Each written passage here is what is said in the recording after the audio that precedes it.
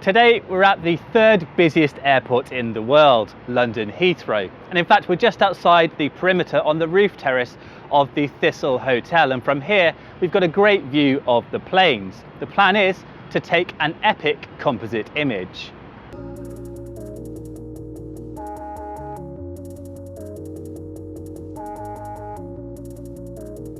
Even before we get the camera out, taking photos around an airport throws up plenty of challenges. With security tight around airports, a little forward planning is essential. Luckily, there are lots of very useful sites run by plane spotters with a wealth of information on airports and airfields all over the world. A quick search on excellent sites like planemad.com will give you a good idea of where to go and what to expect in terms of security. As long as you use common sense, most security guards will leave you be, as they're used to plane spotters. Some airports will even have dedicated viewing areas, but if not, like us, you could ask for permission at a nearby spot. The staff here were fine with this as long as we ordered some food and drinks. Whichever airport you choose, there are likely to be suitable locations nearby. Manchester Airport, for example, has a great reputation amongst plane spotters for excellent viewing areas, as does Gatwick. As well as security, we also need to think about our vantage point and the flight paths of the aircraft. With Heathrow's northern runway being over 2 miles long, some spots along the perimeter will see more action than others. What's more, airports with more than one runway will often switch things around to balance out noise pollution, so it's worth checking the takeoff and landing schedule at the airport. Heathrow switches takeoffs and landings between the north and south runways daily at 3 p.m. Then each week the schedule is reversed. Again, plane spotting sites can give you useful advice on this, and official airport websites often have downloadable schedules and flight path info. The landing trajectory is much lower and more uniform as each plane follows a similar path. Takeoffs are much more varied because the heavies need more runway to get into the air than the lighter aircraft. Luckily, the wind switched halfway through our shoot and the planes started taking off in front of our position. Plane spotters will often be armed with long lenses to get in close to see the aircraft's numbers, but I'm going for a wider lens for my composite.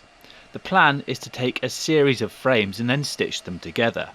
A tripod will keep the camera fixed throughout, and a cable release will help to keep it perfectly still. As for exposure, I'm in aperture priority mode here at f13 with ISO set to 100.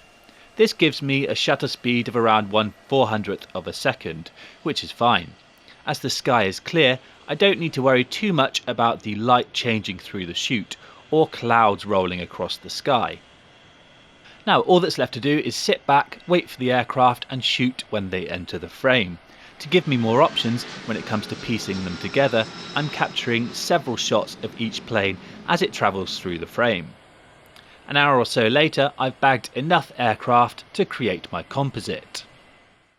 Here's my set of aircraft images open in Adobe Bridge. You can see if I go down to the bottom here, I've got close to 350 different pictures, and that's because I've captured each aircraft in several positions throughout the frame. Now let's get on to merging them all together. Now what I'd like to do is to open them up in batches into Photoshop so that I can blend them, but I don't want to open up perhaps say the first set, because then what I'll get is one aircraft in lots of different positions. What I'd like is more variety between the aircraft, so I'm going to expand my window here in Adobe Bridge. Let's perhaps make it one more wider. So we've got 1, 2, 3, 4, 5, 6, 7, 8, 9, 10 frames across. Now, if I just select the first column just by clicking on it, and I can drag down to make a selection of this first column here, then I know I'm going to get more variation between the different planes. So then I'm going to go to Tools, Photoshop, and Load Files into Photoshop Layers. And after a few seconds, my images will load up. Now, if we bring up our Layers panel here by going to Window, Layers within Photoshop, you can see how we've managed to load each image on a separate layer within our document. And let's perhaps dock our Layers panel over to the side of the screen over here. Now, blending our set of images here is easier than you might think. All we have to do is highlight all of the layers here in the layers panel. So I'll click on the top layer, scroll down to the bottom layer, then hold shift and click on that one to select them all.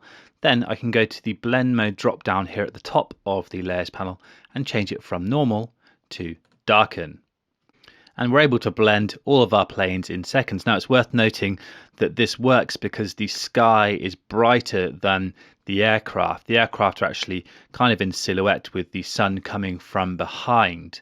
Now, if our planes were shot in direct sunlight against a brilliant blue sky, then it might not work quite as well, because you might begin to see some of that blue sky showing through the white bodies of the aircraft. And that's because the darken blend mode allows the darker pixels on each layer to show through.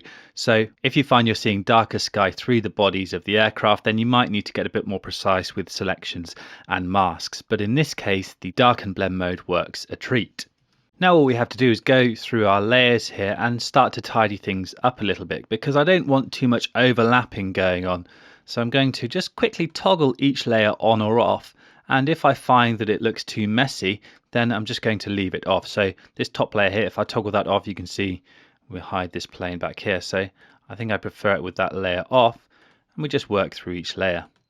When these planes up here on their own, nicely isolated against the sky, then I think it looks quite neat. But with the plane slightly closer to the camera, you can see this overlapping makes things look a little bit too messy. So I'm going to leave that one off and continue working through.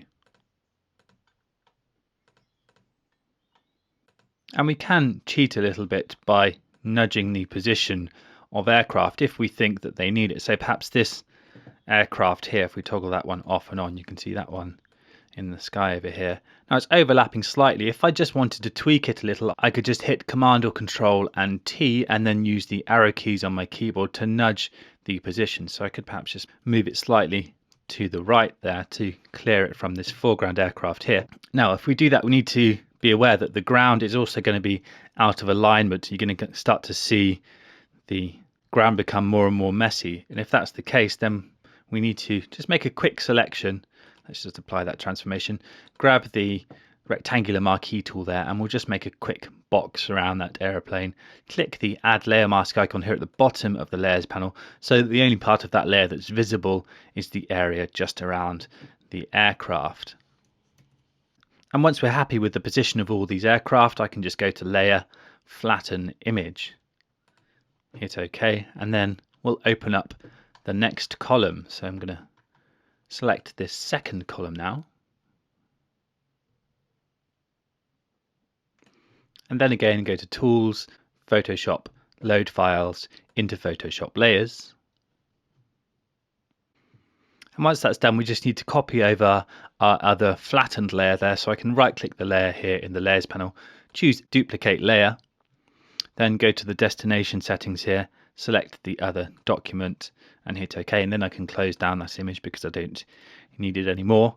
I can change the blend mode of all of these layers again from normal to darken, and now you can see we've got our merged layer on top there and all of our new aircraft underneath. So again, we just need to start off toggling layers off and on again to see if we want to include them in our composite, and just continue working through the entire set of images like this. And after an hour or so of blending and tweaking these different images, this is my finished composite. So there we have it. That's how to shoot and piece together epic airport composites like this.